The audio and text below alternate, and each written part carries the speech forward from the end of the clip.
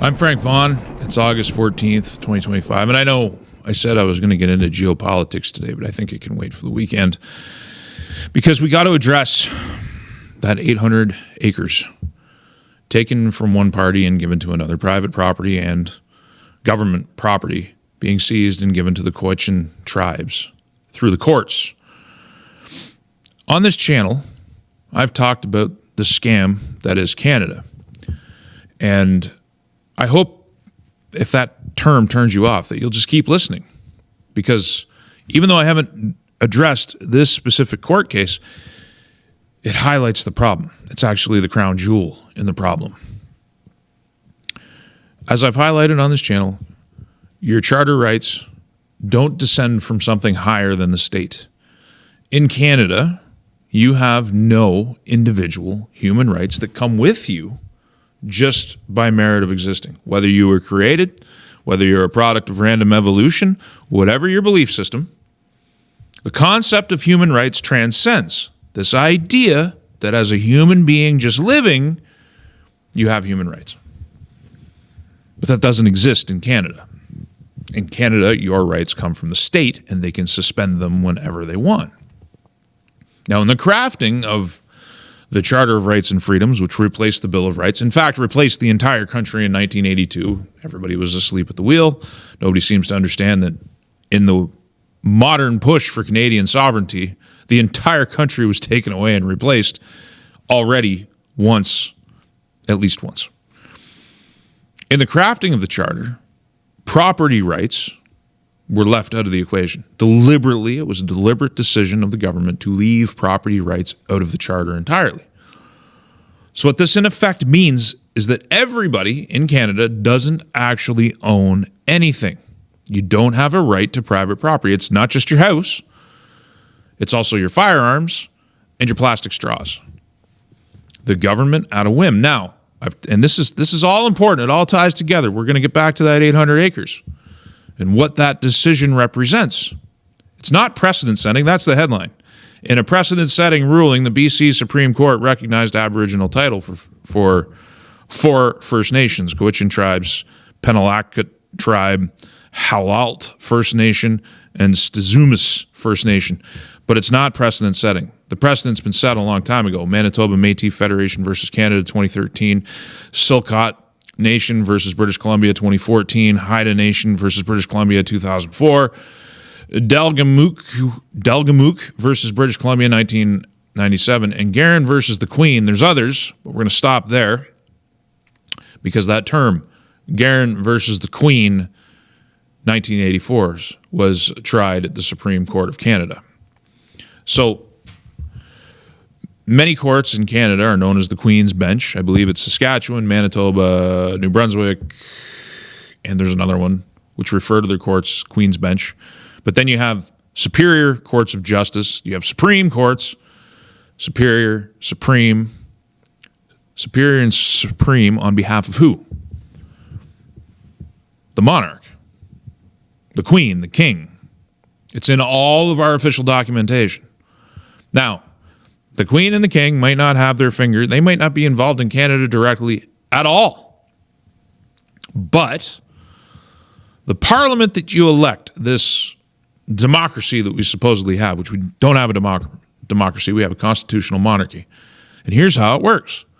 The main political parties control who gets nominated to run that has a realistic chance of winning. People don't like the party system, don't hate I think hating the party system and wanting to split away from political parties is almost hating the player instead of the system, instead of the game itself. The game is the political parties control the donations. They control the money. They control who gets to run. And in effect, that filter, which represents the interests, the moneyed interests, the people who exist behind the scenes, who never stand for election. Some do, but the majority just never get involved directly. They're happy to work their magic behind the scenes. That's where the real power is. It's the Talleyrand's, and it's the Bismarcks, it's the Foucaults, it's the hidden hand, if you will. And it's not necessarily alluding to any kind of grand conspiracy or secret society. It's just the way things work. Most people who are smart people prefer to stay out of public life. But I digress. The nomination process and the political parties control who gets to run. They know before they run, for the most part. They know at the very least they're going to have to obey the party whip, but they know who's going to be prime minister, and they know the shape of the cabinet. The prime minister and the cabinet is government under the power of the governor general's signature. The government, not parliament, appoints the governor general. And you may say, parliament has to approve many a thing. Sure it does. But remember, the political parties control the nomination process, so they control the behavior of the people who get elected before they get elected. So in effect, the government is decided before you ever cast your ballot. And that's just how it works. And while in office, you have no control over your parliamentarians. You can't pull them down. You can't hold them accountable. It's been tried in court before, as I've covered on this channel. And it's been found that a politician has no legal or human decency requirement to actually do the things they tell you that they're going to do. You have no power over parliament. But the government can send parliament home because the two things are two separate entities, and they can continue to rule as they have over the course of the summer, and as they did when Trudeau prorogued in the first place. They continue to rule. Your taxes continue to be extracted at the barrel of a gun, the government gun. You may think that's extreme, but that's what authority is. Authority is the government. Authority is not parliament. They continue to take money. They continue to rule and spend in your name. They can cut trade deals. They can do all sorts of stuff. And in effect, create laws, suspend laws, as has been done under Mark Carney. He did those. This is one of the huge ironies of recent times, is that Carney did the fake executive order signings, memeing Trump in the United States. He had the red folio. He had the pen. He signed. Everybody applauded. He even had a hammer and a gavel propped out in front of him. Had absolutely no meaning whatsoever. And the folio that he signed had absolutely no binding meaning. It was all symbolism for the TV, for the camera. It was totally fake. And yet at the same time, the synthetic fake thing was actually far more symbolically real than most things that happen at a government level. Because Parliament gets together. They argue back and forth. They do question period. It's all scripted. The questions are known beforehand. The answers are largely known beforehand. And it's this back and forth, and it's all theater. It's all play. That's why they can all get along and be collegial. It's all predictable. But the fact is, Carney signing those fake synthetic executive orders was far more representative of how Canada actually works, even though it was totally fake, than Parliament sitting in session. Truly. But back to the point. Superior courts, Supreme Courts, Queen's Bench decide to take 800 acres, not for the first time, to take 800 acres of private, so-called private land, privately titled land, not privately held, it's not even held, it's titled, it's not owned, private and public land, and bestow it on these First Nations. The same power that was used to take the land in the first place is being utilized to give the land back. But the fly in the ointment is the Crown still owns and controls all the land. Under the Indian Act, as I've covered in the reserve system, the bands don't even own the land. So to understand, Native Americans living on reserves never get to own anything. They lease or rent their housing from the band. They can never buy it. They can never sell it. They get it from the band. But the real rub is the band itself, who gets all these billions of dollars to keep the scam going, because that's what it is. It's a scam on the Native American. It's a scam on the European. It's a scam on everybody else that's coming into this country. The scam that you don't own anything. The band doesn't own the land either. They just hold it on behalf of the Crown. So I ask, where's the politician? Where's the leadership that's telling you the nature of the scam and saying that maybe in a modern democracy, if we want to use that word, let's just call it a modern state, a modern nation, which believes in full and thorough human rights, that property rights should maybe be enshrined. That instead of having a charter of rights and freedoms, which descends from the state, you should have something far more fundamental. That you should have property rights. Where's the politician that stands up and instead of saying, we need to take pride in our Westminster system, as Pierre Poilievre said, or Doug Ford, saying that we're all united as Canadians against that bad man from the United States, really capitalizing on the orange man bad stuff, having a good time while he's meeting and hobnobbing with liberals who are also more than happy to keep this scam going. Where's the leadership in Western Canada?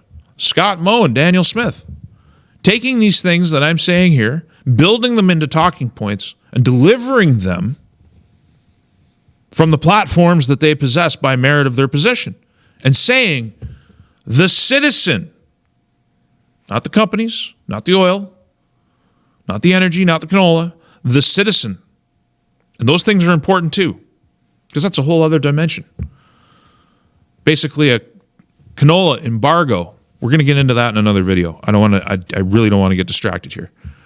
Where is the leadership saying the citizen has had a bad deal this entire time and they should be further empowered? That direct democracy might be on the table. Elected Senate. That, it's difficult. But opening up the Constitution and fixing these fatal flaws with the way that Canada is, or even just creating the understanding among the citizenry that they've been scammed of their human rights. Not a single one wants to talk about it or even hint at it. So to kind of tie this all up, this 800 acres, it's just part of a long story. It's just the latest chapter. There's nothing precedent setting about it. The precedent of Canada is total control by an unaccountable government over everything in your life. And that all you possess, including your bodily autonomy, your right to travel,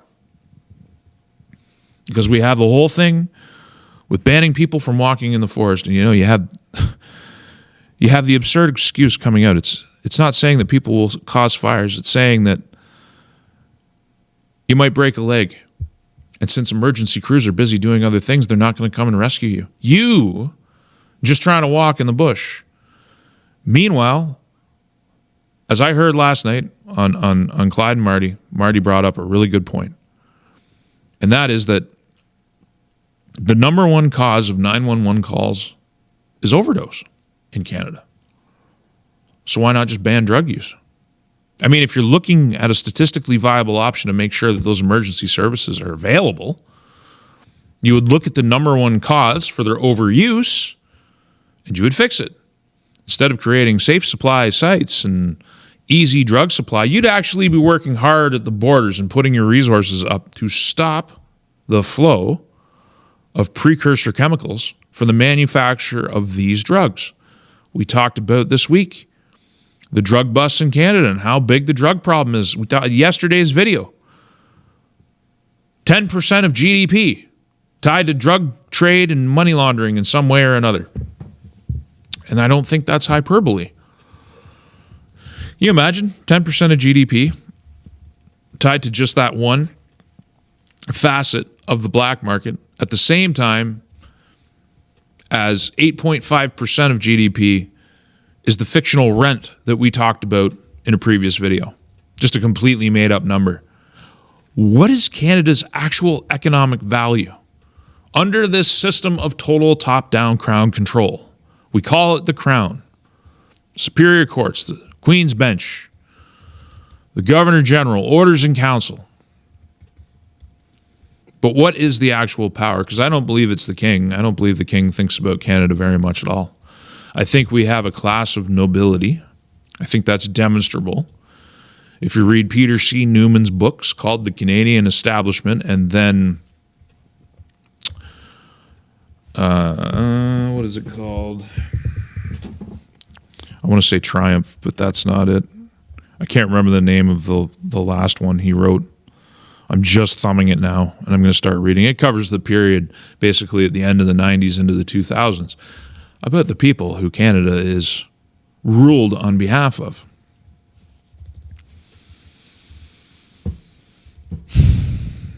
I think it's reasonable to expect that citizens who are so taxed for this top-down control should know the answers to what the country's actually worth, should have fundamental human rights that the state can't so easily take away.